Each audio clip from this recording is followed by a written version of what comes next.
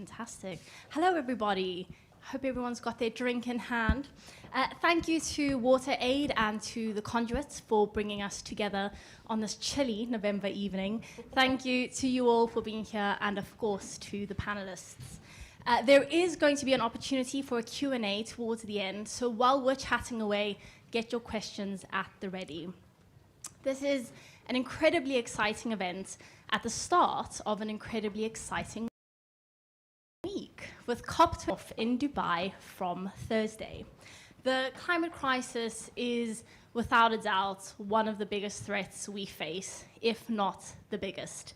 And unfortunately, water is sometimes in the shadows of climate conversations, but the climate emergency and water are linked. I got the privilege of spending a few days in Zambia a little over a week ago with communities on the front line of the climate crisis, and it really did bring this home. When I spoke to dozens of people, they said, when I asked what their biggest environmental concern was, they said floods and inconsistent rainy season. And in other parts of the world, it'll be too little rain.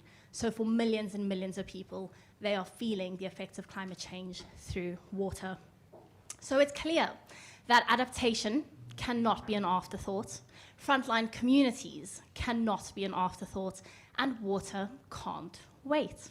So to talk about this and so much more, we have Claire Seward, Global Campaign Director at WaterAid. Claire has over 20 years of experience in the development sector, campaigning for the realization of human rights and creating positive social change for disadvantaged communities. Claire heads up the campaigns department. Next to Claire, we have Freewat Gabriwold, voices from the field officer at WaterAid. Freewat is a storyteller and communications expert.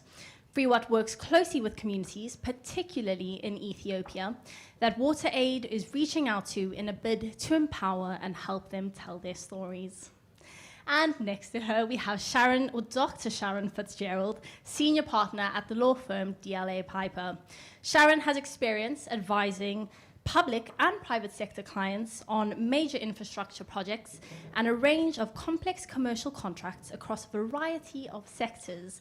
Sharon has advised several governments as well, including the UK. So I think we will kick off the conversation with Claire. How can adaptation be made a bigger priority, and what can be done to rally around community? And thank you so much for introducing and placing water right at the centre of that conversation. And I think you're absolutely right that adaptation has been seen as an afterthought, and that the fight has been about mitigation, rightly so. That's where the cause comes from. But the reality is that communities are facing this on the front line, and it's getting worse. And actually, WaterAid's just released some research we did with the Bristol and Cardiff universities that is showing actually that we're seeing more extreme experiences of both drought and flooding, which is how most people do experience climate change. And whilst that's been seen as over there in other parts of the world, we're also feeling it more here now. Like, we hear more stories of extreme heat, and the first thing you get told is to hydrate. And yet this is the reality that so many people in other parts of the world have experienced. And that kind of research was showing that you're seeing increasing levels of droughts in parts of Ethiopia. You're seeing flooding happening in places like Pakistan and Burkina Faso, and you're seeing really flooding in places like Mozambique and Ghana. So this is the reality that's being faced. And I think what we're starting to see is the world starting to wake up to that. Sadly, because I think a lot of the decision makers who have the power are starting to experience it in their home countries. But this is an opportunity for us to then be able to say, this is an issue, but there are solutions. And I think the climate crisis is really looking to be done, and we're starting to see that conversation happening. And the reality is that communities have the solutions. It's not like there needs to be a fancy new piece of technology out there or a brilliant new way of doing things. It's there already. What's actually needed is listening to communities and being able to invest in the solutions that they're also seeing. And we're starting to see governments start to do that in some of the countries, but it's about how do we support countries to put together proper adaptation plans that have water at the heart and then rally the investment around it. And that's the story that needs to be told. And it comes from the communities at the first place. Absolutely. And someone who knows lots about communities on the front line, fellow storyteller Freewat, tell from your experience or the stories you hear, what are people experiencing on the ground, and what can we learn from listening to those people? Thank you very much. Thank you for the introduction. So just to give you a little highlight about Ethiopia first, it's one of the countries in East Africa. And it's also this country in the continent next to Nigeria. We have about 120 million people, and the land coverage is about 1.1 million square meters, but apparently only 11% of it is covered by forest currently. And when you see the demographics, it's like 80% of our population resides in rural areas. This means that most people are dependent on agriculture for sustainable income generation. To make things worse, only 6 out of 10 people in Ethiopia got access to clean water, and 8 in 10 have decent toilets, and every year about 18,000 children die due to diarrhea, which is mainly caused lack of sanitation. Of course, we have WaterAid in Ethiopia, and it's been about 40 years now since WaterAid comes to Ethiopia, and so far we've addressed we have addressed wash questions of 6 million people in the region, but there is a lot to do. We have to go a long way, and for that I will share some stories with you. And since my job requires to travel a lot and to spend a lot of time with communities, and when I traveled to one of the regions in Ethiopia, which is in the Oromia region, in a village called Sirima, which is located in Bale.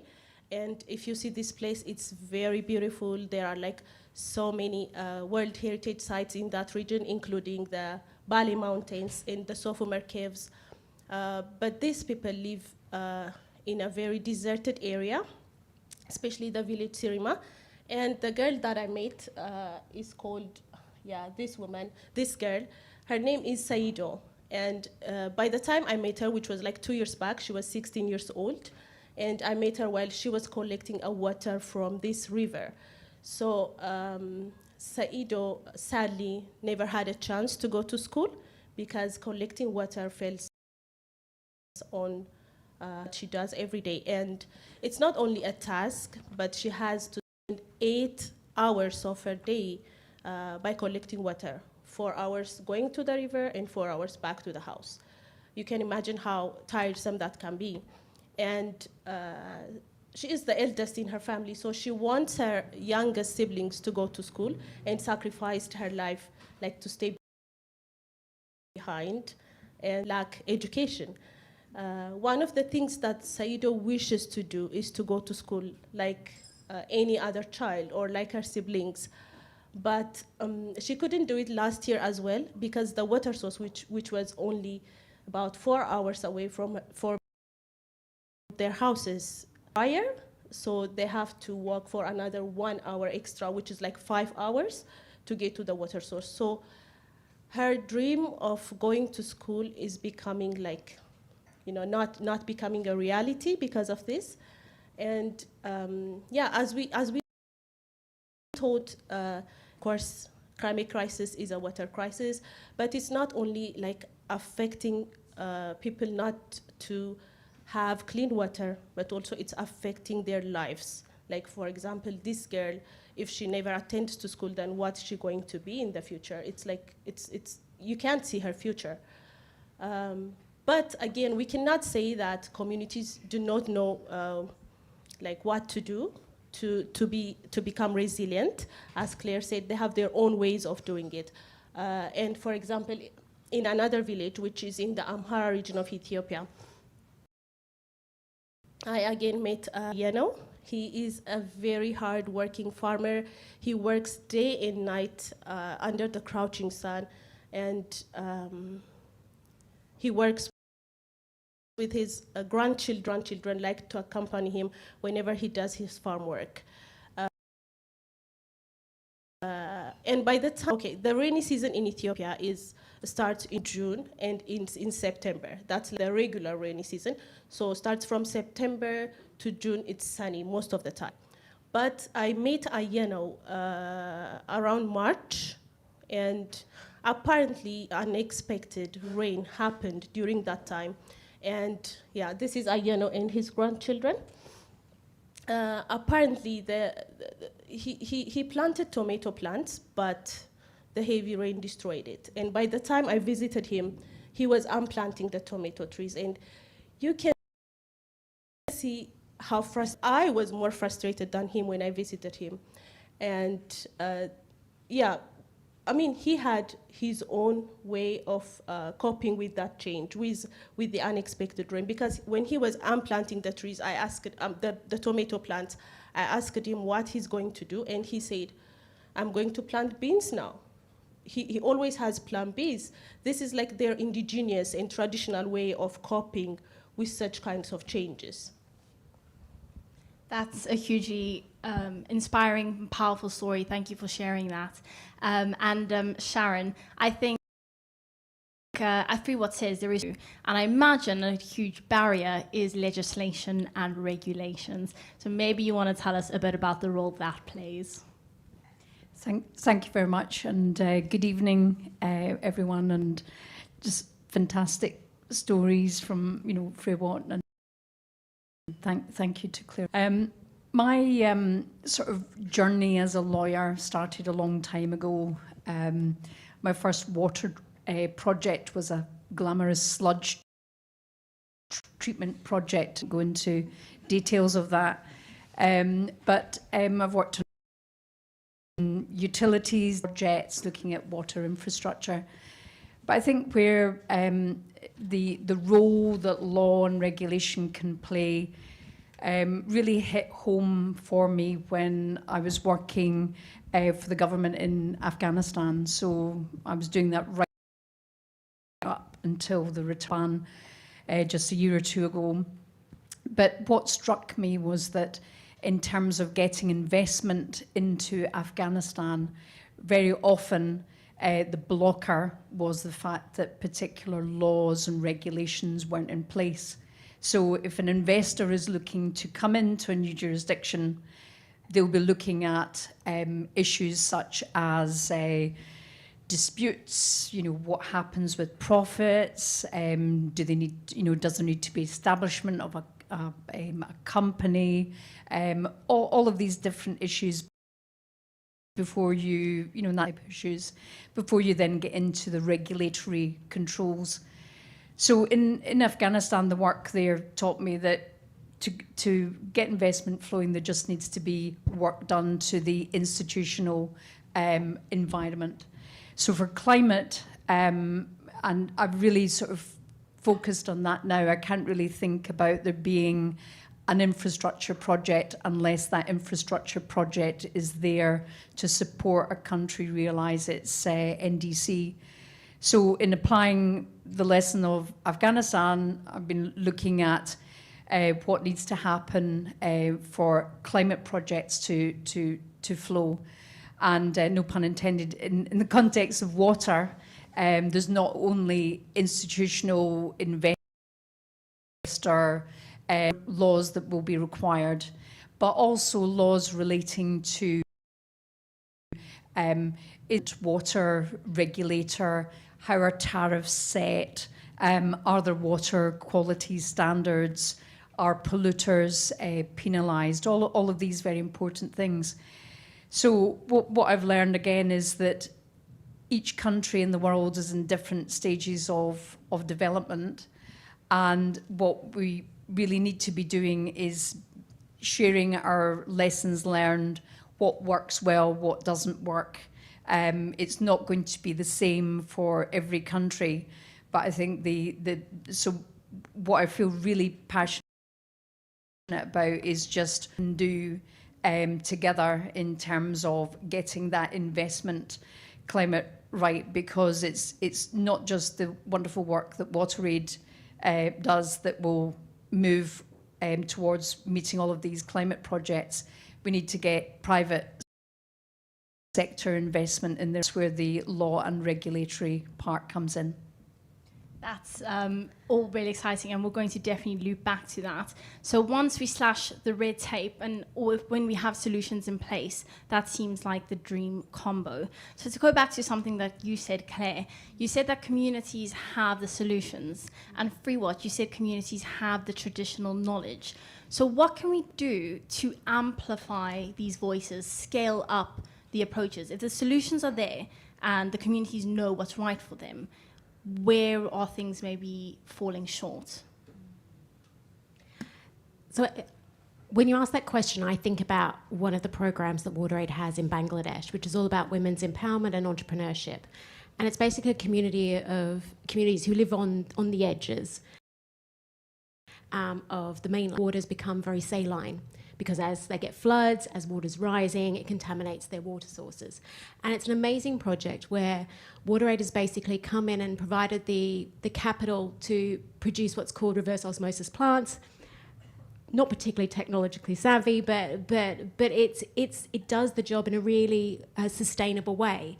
We've got 12 plants running, and those women are now creating 38% operations. They're able to clean the water and sell it and create something that's sustainable. So the question is, how do we start investing more into those projects and scale it up? How are we working with governments to be able to go, okay, if this is what's working, how do we make that part of a big plan? How do we start to unlock the level of regulation and programs that are needed to create a kind of infrastructure that sits around that to make that sustainable, scale it up, and then get the financing that's required from different sources to do that. And it's about taking that step from the local community solutions to getting into government plans, which they COP processes, they have to be pulling together these plans. How do we get really good plans with the right technological solutions, with the right kind of regulations around it, that can then not only governments put their own money in, because that's part of the solution, but then we can be looking at the international finance and the private sector finance. And I think it's about how to make sure for those conversations, how to make sure that there is the right advice and support within the government and that the right systems in place to be able to scale it up. It's about bringing those three combinations together. But we are starting to see that in places, and I think that's the really exciting moment where we are.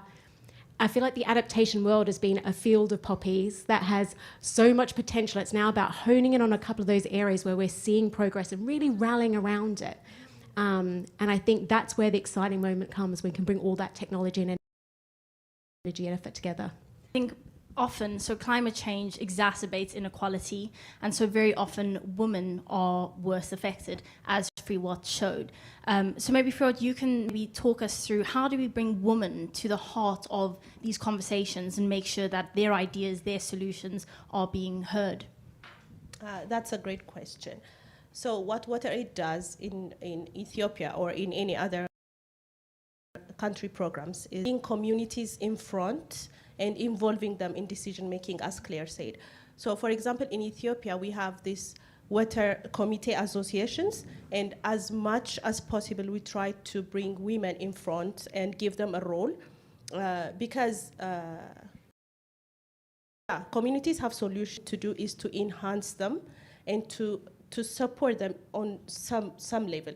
For example, what WaterAid is doing in Ethiopia is to provide clean water to the community. Instead of using generators, we are installing solar panels, which are like and also very cost effective, because previously the communities used to spend a lot on gas when they use generators, but now it's like for free. So we installed that, and then we handed it over to the communities to protect it, to use it properly. And in most of the cases, associations, because they are on the front line, when the challenge comes, then they will be passionate and committed to work on that area. That's what we're doing. Absolutely. More women at all tables is a good thing. And Sharon, so once we have the solutions down, it's back to the red tape. And earlier you mentioned getting governments on board, private sector, public sector. How do we encourage that collaboration across barriers such as language, different frameworks, or businesses being in different places themselves? Well, we're working with the team at WaterAid and Sustainable Markets Initiative in respect of the development of a pilot project in Lagos State. And so the concept being that there is early engagement with all of the affected by the potential project, to then be scoping out in advance what that project might look like in terms of protecting the rights of local people, because of course it's important that local people are not adversely affect a project that is going in there supposedly to do good. So there needs to be that community engagement, but also at the government level and at the investor level coming together. And in terms of the project, what we're doing is analysing the local framework of laws. So I'm working with colleagues in our Lagos office, and just to be seeing, looking at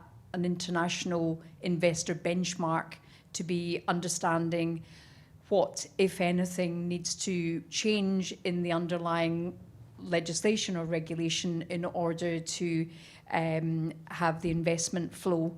So we're calling this concept the early investor engagement. So there are some models for early contractor engagement, but this is the first time that something like this has been tried in Lagos and in the water sector.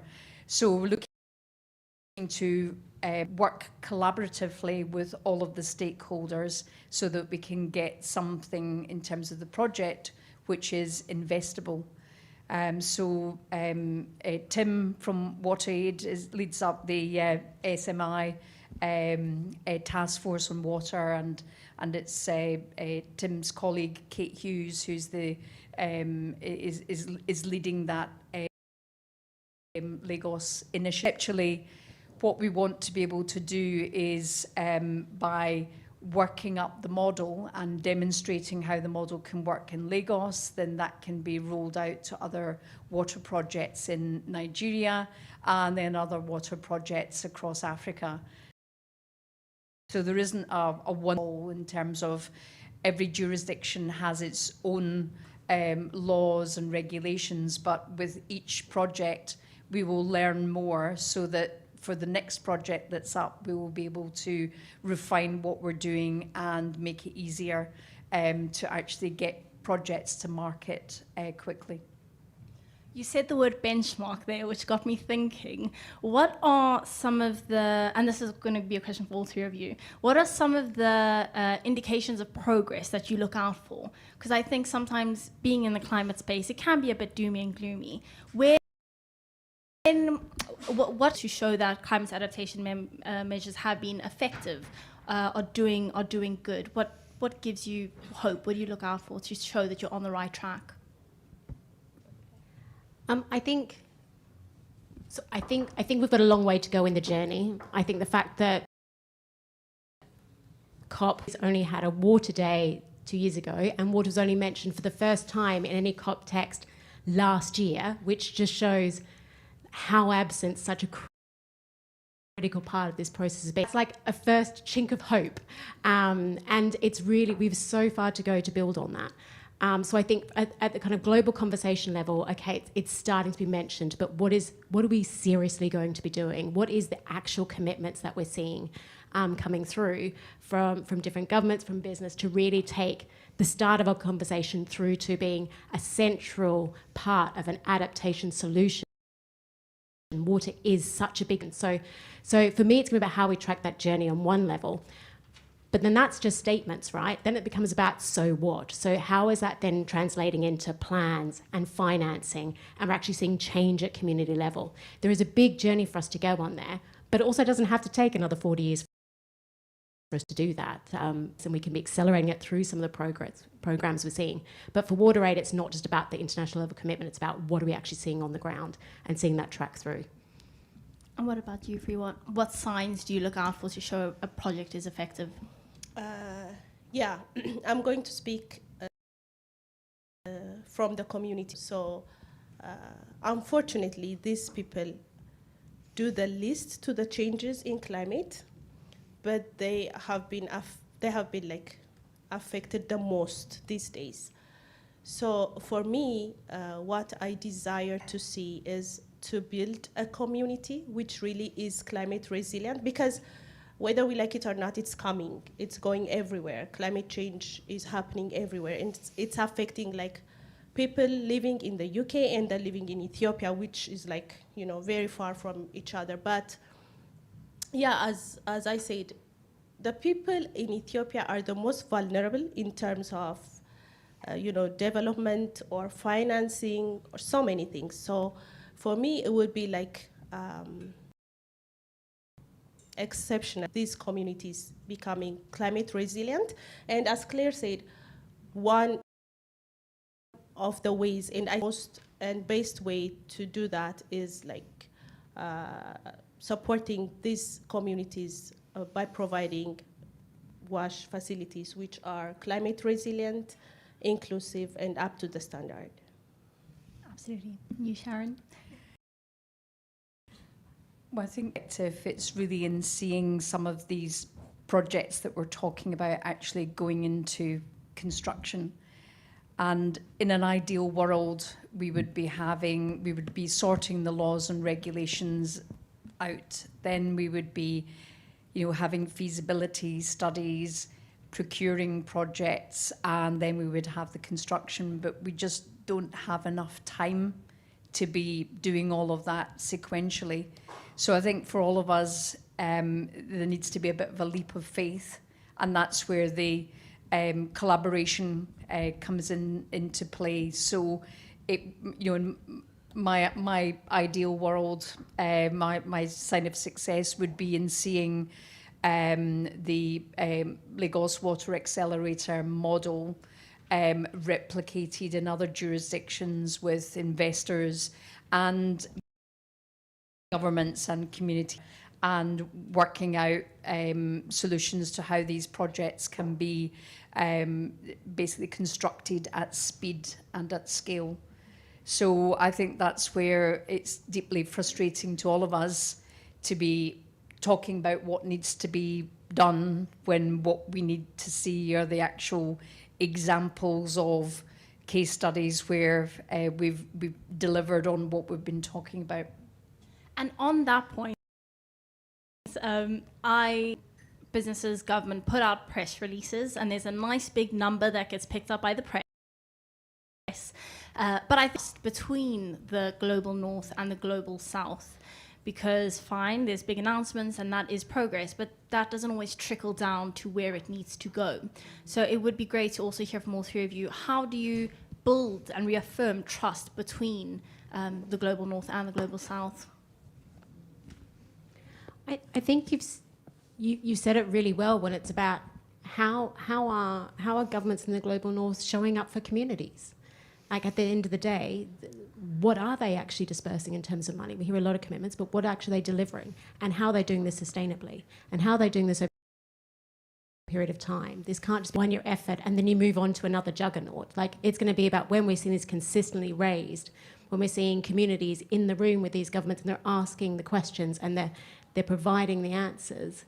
And I think that is something we need to be able to show, that we're committed to this, because the communities will be there, you know, and yet a juggernaut can move through. So I think it's about who is prepared to stay, and listen and really invest in some of those solutions that we need to be seeing. And that's the kind of conversation we want to be having with some of the global north world leaders, frankly. And Pre-COP, what do you think communities on the ground, with leaders in the north, how do you think they can help strengthen that relationship? Yeah, as Claire said, it should be like consistent. It's not like a one-time thing. It takes, I hope it will take a long time to solve this problem. And when it comes to these developing countries is, for example, in Ethiopia, the government is trying to do its best currently, like it initiates the Green Legacy Initiative, and last year, the government made promoting, and about 20 million or billion seedlings have been planted, and the plan is to make it 25 the next year. But honestly speaking, that's not the government's priority. If you see, like, they have so many things to deal with. The government has so many things to deal with. So then who will be responsible to deliver the community's voices to the people in here? That's the question. If the government is not giving it, is taking it as its priority, that's why we need to work with organizations like WaterAid, and I think WaterAid still is the best in leading the way to becoming the bridge between the communities in there and the people in here. I think involving more organizations and organizations such as WaterAid to become the real voices of these communities is what's needed.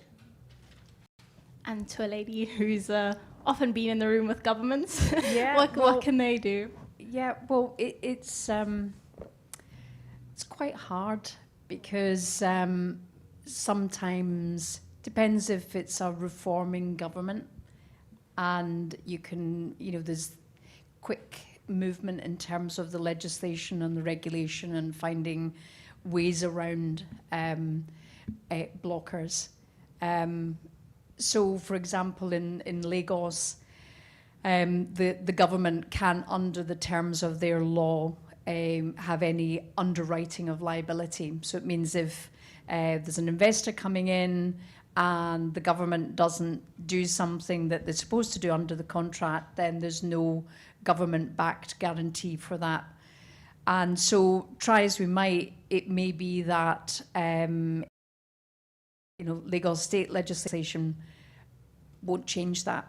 So we can't we can't give up at that point. So I think it's then sort of thinking, well, what else can we do? What are the workarounds? And so it may be that there are novel insurance packages.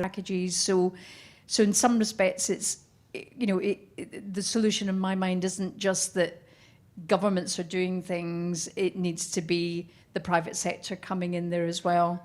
And I think for these big investment, the big water projects, it's making the project attractive to investors.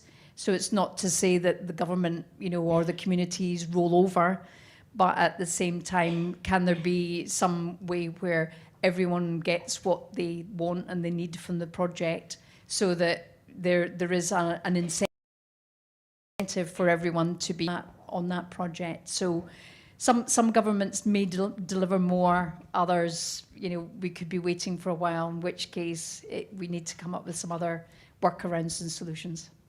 And staying with you on that, Sharon, because obviously a lot of people need to come to the table. We have an esteemed audience here, possibly some philanthropists or people with great influence. How do you catalyze philanthropists and that money into water climate adaptation? Well, I think in terms of the community of philanthropists, it's ensuring that any money that is invested well. And so in some respects, you might say that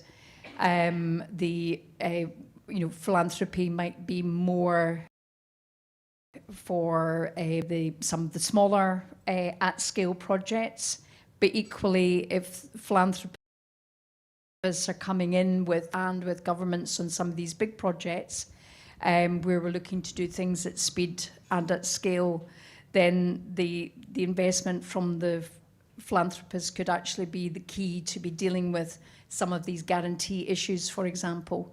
But I think the main thing for everyone is ensuring that the money is well spent and actually delivers the projects that everyone expects. I mean, I unfortunately, in my career, I've seen money going into projects which has not delivered what everyone was expecting. So I think it's just in scoping, so that whether that's philanthropists, whether it's private sector, whether it's government community, so that everyone buys into what needs to be done, and rather than waiting for government to release a water project in 3 years' time and then realise that philanthropy, private sector money, communities, it doesn't work for anybody. So that's the change in the model, is that upfront involvement.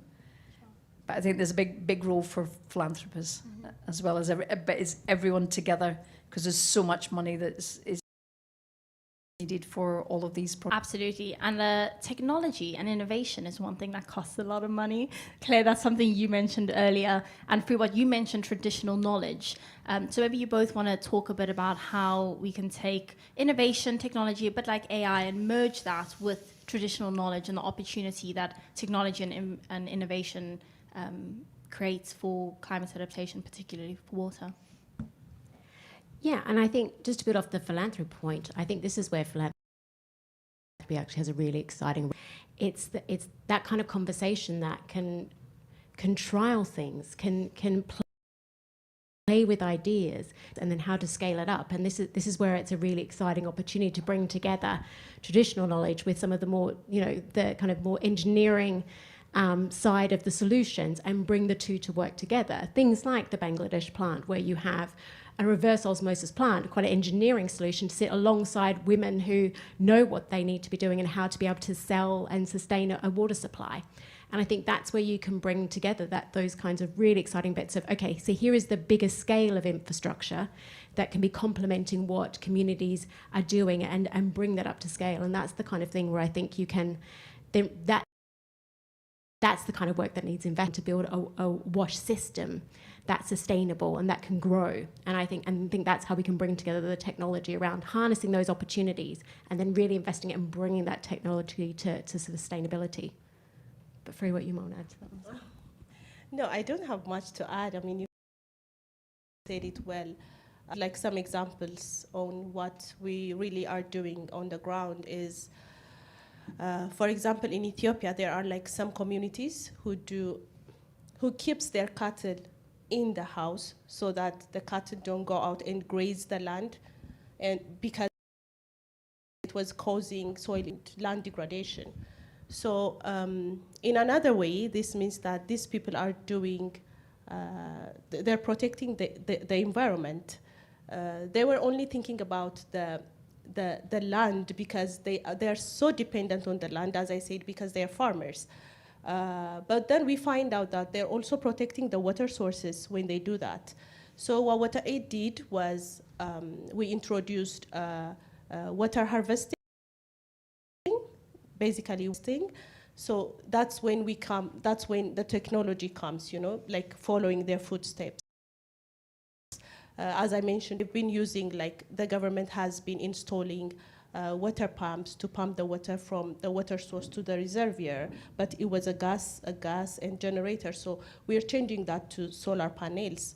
So yeah, I think we can support the communities, like following their footsteps on what they do, their own traditional ways. Absolutely. Then I'm hearing there are obviously challenges and issues, but there is so much optimism, and that is at the heart of communities. So Sharon, we'll start with you.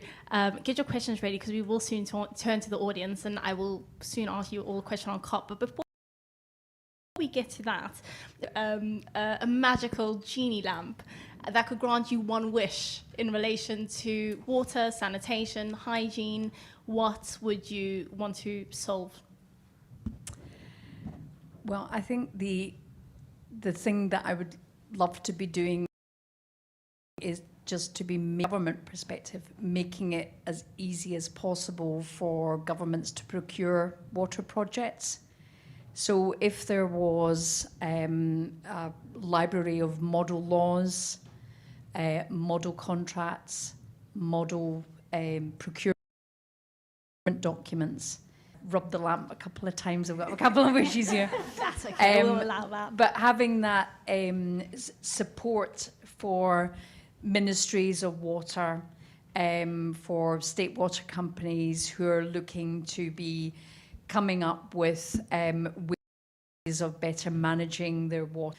For what Claire mentioned, some of the technologies, but a lot of this, or what I've described, is very expensive. The funding that will make it easier for governments to actually actually get the projects ready for market.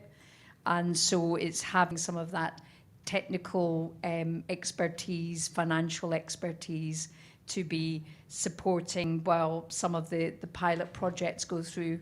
So in my professional career, you know, there've been times where I've been just working with the government team, going for the first time, and the idea though being that I'm not there the second time because there has been that knowledge transfer of doing things the first time round. So it's empowering government officials to then be going out and doing their projects. Sorry, a bit of a long answer. But. No, that's great. Pre-what? The magical genie lamp? What's your wish? I mean, I've said it earlier. Like, my wish is not to make these most vulnerable people suffer due to the two, because, as I said, they contribute almost none to these changes, but these are the people that are suffering the most and that are like living a horrible life because of what's happening in another area. So yeah, my wish is to see these people like live a normal life and not worry about these things anymore. That's incredibly powerful. Thank you for that. I think looking back over the last couple of years, we've seen what can happen in mountains of government action, of finance, of business, when you have to rally around a cause. And I think my wish would be that, you know, I don't feel like this should be a genie wish, so maybe I'm underselling myself when we do this, but, you know, water adaptation solution, like renewable energy is for mitigation. And I think if we could get everyone just to recognize the importance of water in unlocking so many things, girls' education, healthy communities, growing economies, like if it was just made that central understanding and have that will to actually move mountains on something, which is such an easy solution that is so there, ready to be seized. That's, I think, the one thing, because then we can really start to unlock all of the issues that we're seeing and really start to make the progress we want to see. And talking about progress, hopefully lots of that happens from Thursday this week and today. But maybe Sharon, starting with you, what will you be looking out for at COP28? What do you hope happens on that stage? Well, I just hope that the focus goes away from the COP president and that everyone can just sort of focus on what the governments need to discuss. So we're very lucky. This year we're working with the government in Mauritius in supporting them in Blue Zone negotiation. Really looking at climate finance and adaptation, particularly, are the two most important themes. And of course, as Claire's mentioned, that's critical is what happens with water. And I think just when colleagues are already there and engaged in some of the pre-negotiation meetings with the small island states, and it's just extremely sobering to see the impact of global warming means, particularly for some of these island communities. So there are some models that I think will be published through COP, just showing the impact of sea level rises and what that impact will have. So I think it's just the COP process continue, and I was going to say take the politics out of it, but that's kind of, I think we need the genie lamp for that. So there's always going to be huge politics in COP, and I think it's just in trying to keep that as in check, and to be focusing on solution and seeing water keeping on the agenda and having everyone's focus on it. And What do you think communities on the front line will want to see come out of these talks? Yeah, I think, let it be a process, but I wish and I think it will be somehow the end of the beginning. I wish, I wish it would be the start of taking actions for the sake of this community. I think this year at COP, WaterAid is working with particularly 4 governments to showcase the work that they've done to start to build up, wash into their adaptation plans. So we were there with Bangladesh, with Madagascar, with Mozambique, with Ethiopia. And I think for me, we're really living that locally led adaptation and that prioritisation of adaptation. We're starting to see not only those governments being able to showcase what they're doing, but actually we're starting to see the finance rallying around that. I would love for a conversation to come out of that where the Bangladesh government or the Ethiopian government or Madagascar or Mozambique are going away and having a further conversation with business, with governments who are going away and saying, we're really excited about what you're doing. We want to rally around and support that plan that you've put in for your country, and how do we realise it? I think that for me would be something really tangible to come out of a COP where there's a lot of noise going on. Hopefully the media can help with that noise. That's what I'll be doing next week, or this week from Wednesday. That's it from me. So now over to you all. If you have a question, just stick your hand up. There's a mic roaming around. And if you want to direct your question at anyone in particular, then feel free to chat. We have a hand up in the middle over there.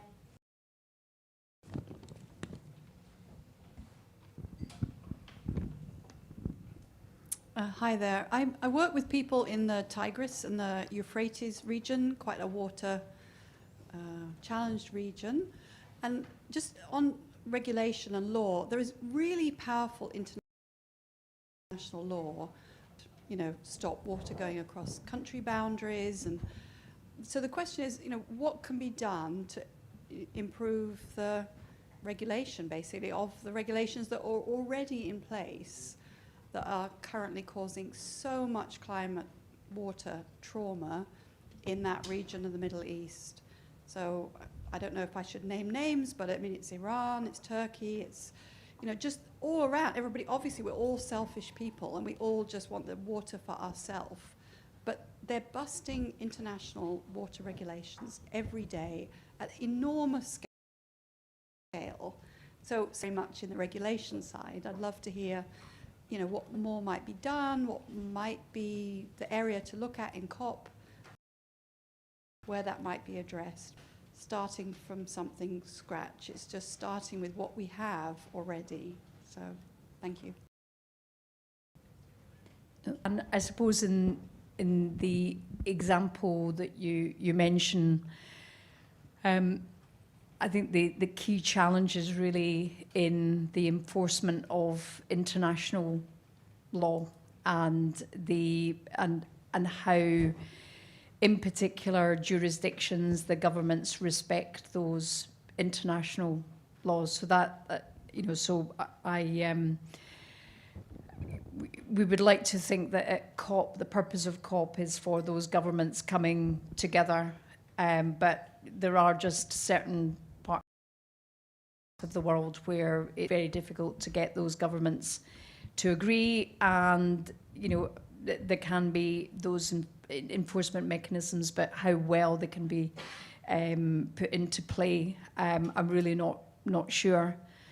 So some of the regulation that I was talking about is when you're talking about, say,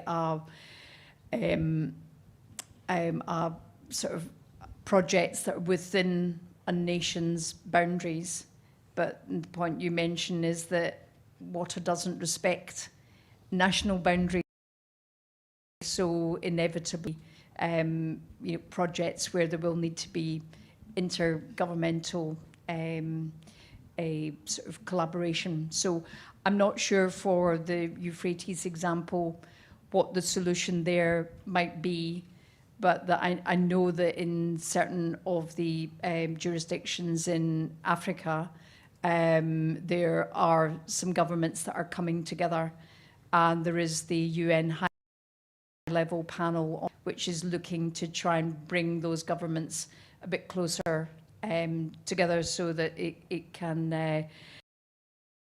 there can be some of those cross sort of jurisdictional levels. So I'm sorry I can't give a solution, but you know, I recognise that that is a challenge in a number of parts of the world, is getting those governments to collaborate and international laws to effect. Thank you for that question. Anyone else? Here we have a hand. Yes, go for it. Thank you. Really interesting, but there's a part of my brain that just says, what would be different if you all just opted out of COP and said, okay, if you're only just getting to grips with water, let's convene everyone that does care. Let's have these conversations in a completely separate, in a different way, where we don't have to get on planes and hang out in aircon rooms and have the conversation around finance, but not do it in a space where you're vying to get to the top of the list. It shouldn't be the case. Everything clearly articulates why water is integral to this world, the planet surviving. So why do we keep showing up to these spaces where people don't care? Really good question. I think what's been really interesting is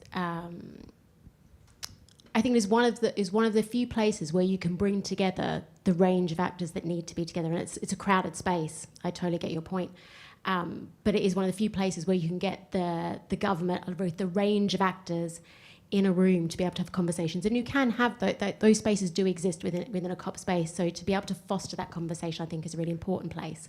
I think the other thing we've been looking at is very much from a government and an aid perspective, which WaterAid does a lot of analysis on. It's been really interesting to look at the fact that with so many crises going on in the world, and I think for us, particularly when Ukraine happened, we saw a lot of aid, really going across into Ukraine and cutting away from so many other things. The one area that never got cut was climate finance. And I think that for us shows that's where the opportunity lies to have that conversation. And the place to have that conversation is a place like COP, where we can actually bring together those people in the room. Something we're looking to do, actually curate the spaces with the people we want to have in the room to have meaningful conversation. Because you're right, there's a lot of noise, but how to actually use the opportunity to be in the room and actually curate those solutions, as opposed to vying too much on a big platform.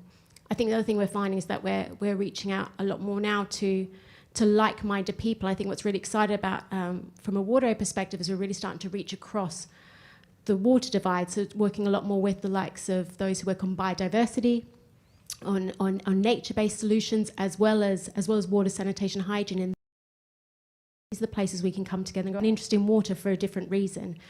But we all rely on each other as well. And I think it's one of the few places we can start to see some of those conversations coming together, both from a nature perspective, an ecosystem, but also now from a health perspective. So the first year we're having kind of health conversation then.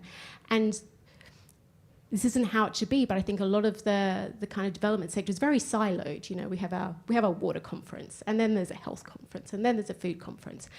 And when you speak to a community, they're all connected issues. Like, it's not like they're seeing things in silos. So it's one of the few places where we're starting to see some of that come together, which I think presents opportunities do in a way that's going to be meaningful, because also you could get very easily caught up in a circus of ineffectiveness as well. What do you have thoughts on that? Do you as helpful as it should be and the best that we have right now in terms of a climate conference format? I mean, I don't have much to add to what Claire has said, but yeah, it's all about bringing those communities' voices there, bringing them up front, as I said, because they're the ones who are experiencing this a lot. So it should be like seeing things from their putting ourselves in their shoes.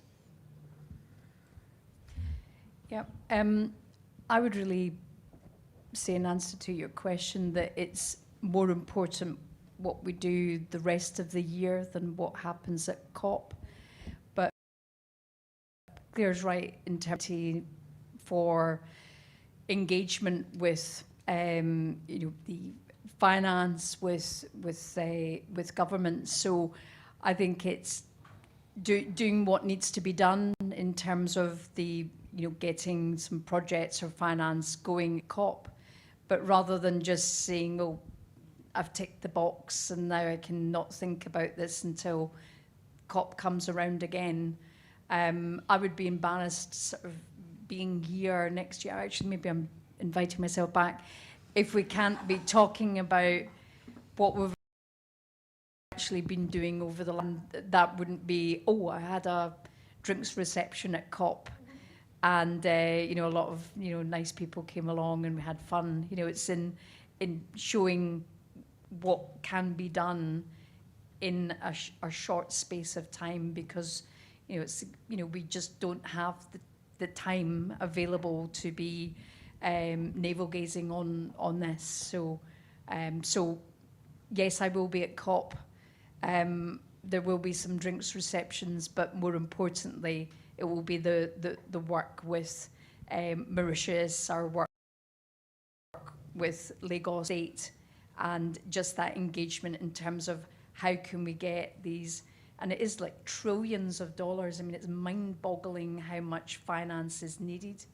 And although there will be talk on loss and damage, and that's, damages are paid, it's still not going to fund the big gap that there is in terms of climate finance. So, we'll go to COP, we'll, get that some engagement, but it's what we do next is the most important thing.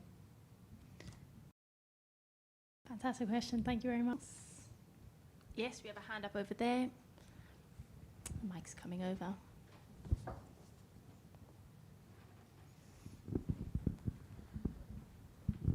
Hello. Just in terms of the finance, every project that's out, the biggest, this is probably for you, Sharon, the biggest blocker is how do you de-risk a project, especially somewhere in Africa, and Yep. risk is the elephant in the room that stops every penny going anywhere. So what sort of instruments or initiatives would you suggest that any developer of any sort of project would consider when submitting a project for financier? Yeah, no, I agree completely with that, and that's really where, in having that early investor engagement, it's in discussing what the particular risks are on the project and be then manifested in terms of how the contract itself is drafted, how the revenue protected. So it goes back to that government guarantee point. So if governments can't guarantee that they will provide they won't expropriate assets, it's where can that guarantee come from? So that might be from insurance instruments. It could be from multilaterals, for example. So for me, in having those model contracts that I talked about, it would be having model contracts where it's it's reflected in that bankable risk allocation. So for years, as I say, I've worked for governments, and a lot of the negotiation has been, we the government will any risk, and we'll push that completely onto the private sector, and that just isn't going to work. And for investors who are new to a jurisdiction, might be nervous about the jurisdiction. It's all the stuff I had to do in Afghanistan. Where there's fraud and corruption risk, there's security risk, all of that. So it's in upfront working with the investor community and the governments to be figuring out, okay, how are we going to deal with each particular risk?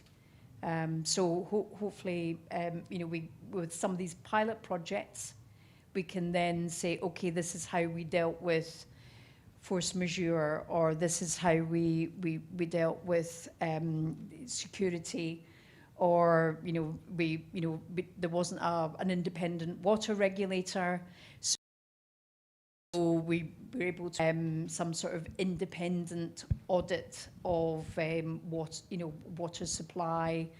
Here's how tariffs were. Lots of different things, but it's just really in having that conversation and just working that out.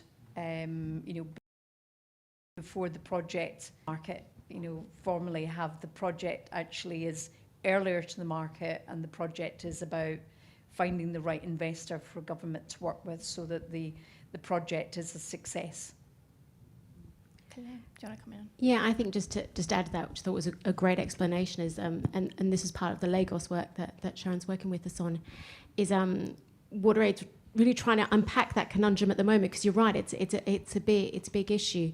And so the work we're doing as part of the Resilient Water Accelerator, which is bringing together all those different kinds of actors, the private sector, the different types of private sector, along with governments. How do you kind of together? How to actually do that in several countries? This is the kind of pilot we're trying to look at the moment, to really learn and see how we can unblock that risk hurdle to actually start to get some of that funding to flow, to actually kind of to realise the plans and have kind of community level impact. So it's something we're playing with at the moment, with the aim to be able to kind of crack some of that and make some progress. Any other questions? Yes, hand at the back.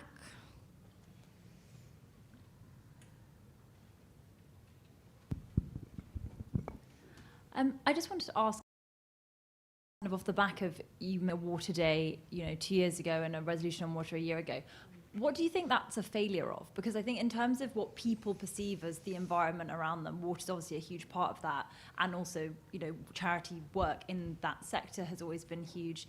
But it seems like in a space like the other person was saying, that's like dominated by financing and kind of private interests, maybe they're not hearing what you guys are hearing. I was wondering whether maybe, is it to do with communicating the issue and kind of how interconnected it is? Is it just a failure of people to listen? Like, where did you see that failure coming from, and how did you kind of overcome it? Yeah, I think it's been really interesting. We're having this reflection within WaterAid as well, that I think just looking at the journey in terms of COP, a lot of this have focused to start with on the cause, right, which is very mitigation focused, and it's therefore brought up a lot around fossil fuels and how to start to reduce, and that's rightly so, but that's kind of where the conversation has started, and so I think it's taken quite a long time for a journey. And I think for a long time it's been about, if we start talking about adaptation, it admits we've lost. So we have to keep the conversation about mitigation, because if we leave that behind, it means we're admitting defeat. It's actually taken quite a long time for the climate sector, for other sectors to actually go, no, we need to talk about both at the same time. It's no longer about a future problem. We're seeing so many of the impacts now. It's becoming really clear that we have to talk about both at the same time. And I think that's where water comes in. I think the other part is that the climate conversation started very global, and it's taken a while to trickle down to solutions. And actually what we've had, I think what our challenge is going forward, is that we've got really tangible solutions. How do we raise that up and elevate that and show that that's there? So I think there's a communication issue. I think there's about helping us to make the connection for those people who are coming. It's about fossil fuels. How do we get to... It's about people having water, sanitation, hygiene, and how do we tell that story where people are, and how do we get them to understand the connections? I think is a really important part of that, whilst also then elevating up some of the solutions and showing, in the midst of a lot of doom and problem, that there is a solution there, offering some hope. We're all looking for on this. So I think it is very much how do we tell that story. No, and I think from a perspective of investment in water, I think a lot of people would acknowledge water is underinvested, and for a number of countries there isn't any private sector involvement in water, but the state-owned water companies just don't have the funding to be able to invest. And I agree completely with what you were saying, Claire. There is almost that feeling of defeat, and thinking about adaptation, but you're quite right. It's both that need to be considered, and if just to be addressing that investment in infrastructure in so many places, irrespective of climate, there just is that underinvestment that pervades, and now both are coming together in terms of underinvestment and climate. Thank you. Good question. Anyone else? Yes. Yes, you're right at the front. I'm not quite sure how to put this, and not quite sure how to put this. On the television, I see the adverts for WaterAid, and they're very poignant. You've got little children, and they're walking a long way to get what is very dirty, unhygienic water, and they're walking back. So that's why I've donated to WaterAid. So on the adverts, they actually don't make it look very hard.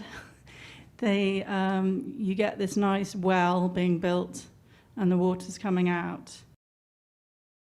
So by what I've heard tonight, is there no way using local knowledge, sort of smaller level, that's not going to take all this red tape? Shall I start? So I think at its core, you're absolutely right. It's actually not hard. The question is, how do you make it sustainable? We've talked about a lot. You could go in, you could dig a well, drill a borehole, put it in, off we trot. But I think what we do with our fundraising, and the key thing that's really important for WaterAid is sustainable. Will that well still be working in 10 years' time, 20 years' time? And for us, it's about how do you make sure you've got a whole system in place to support that? And we've got our analysis, and we have a good kind of sense of what are the building blocks you need in place in terms of you need government accountability, you need plans, you need community voice, you need finance. There are a whole bunch of things that we have to analyse. How do we make sure it's sustainable? And I think it's taking that vision of the solution and the reality of a simple solution, but make sure it's going to be there in many, many years' time. And I think that's a journey that the sector's been on that's really important for WaterAid to champion, which is it's about everything that sits around that community and that well and that water flow to make sure it continues. And I think that's the big challenge that we're trying to resolve. And I think that's where, in terms of the story we tell in our fundraising, and also the money that people like you kind of kindly donate, help us to make sure that whole wash system is in place for the years to come, whether you're talking about local level or whether you're talking about national level, whether you're talking about state level in countries. It's about having that whole infrastructure around, and that's what will really mean or change. And I think that's where we want to get to with our ambition. Does that answer? What do you want to? I've just got in terms of what I was talking about. I'm thinking of the reservoir, not the well, or it's the sewage system within a city. It's the big desalination plant. So it's not that projects are the only projects. It needs to be that there's the combination of the national or regional infrastructure coupled with the smaller local projects which have huge impact to the affected community. Combination of all of that. So it's not that everything is mired in red tape, and my job is to try and get rid of the red tape. So I'm an enabler, not a blocker. So. And Pre-COP, just very quickly from you on this. Yeah, just to answer your question, it's all about sustainability. So when I visit communities, I see so many water points that are no more functional, and that's why WaterAid takes like a long time and do a lot of research before like building, because in Ethiopia we mostly use groundwater. It has to be treated. We need to know the amount first, as per the number of people live in that community or in that area, because as Claire said, we wanted that water point to serve for a longer time, for 10 years, 20 years, if it can. So it's all about sustainability. Of course, many communities, they hold themselves and take water out of it. Like they use this rope and bucket to pull the water out, which they use for many purposes. But the thing is, that's not clean water. That's not safe, first of all. And second of all, it can get dried like any time. So it cannot be sustainable. Thank you for that. Can we give our panelists a round of applause, please?